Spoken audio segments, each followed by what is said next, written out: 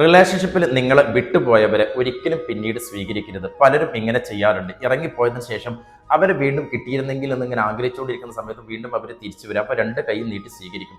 നിങ്ങളെ വേണ്ടാത്തത് കൊണ്ടാണ് അവർ ഇറങ്ങിപ്പോയത്. നിങ്ങളോടുള്ള ഇഷ്ടം, പരിഗണന, സ്നേഹം ഇതൊക്കെ നഷ്ടപ്പെട്ടു. ഒരു പക്ഷെ അത് വേറെ ആളിൽ കണ്ടിട്ടുണ്ടാകും. നിങ്ങളോടുള്ള വാല്യൂ ഇല്ലാതായി. നിങ്ങൾ ആ സമയത്ത് ഇങ്ങനെ ബെഗ് ചെയ്തുകൊണ്ടിരിക്കും, എന്നെ തിരിച്ചു കൊണ്ടുവരൂ, എന്നിലേക്ക് തിരിച്ചു വരൂ എന്നൊക്കെ പറഞ്ഞിട്ട്.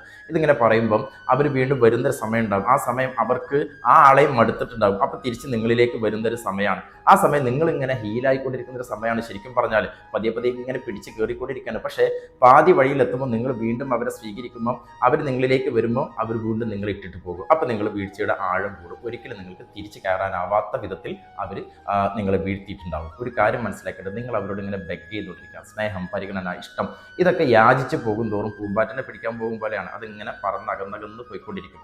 അതിന് പകരം നിങ്ങളൊരു പൂവായിട്ട് മാറുക. പൂവായിട്ട് മാറാനുള്ളൊരു സമയമാണ് അവർ നിങ്ങളെ ഇട്ടിട്ട് പോയ സമയം. അത് നിങ്ങൾ മുതലാക്കുക, പഠിക്കുക.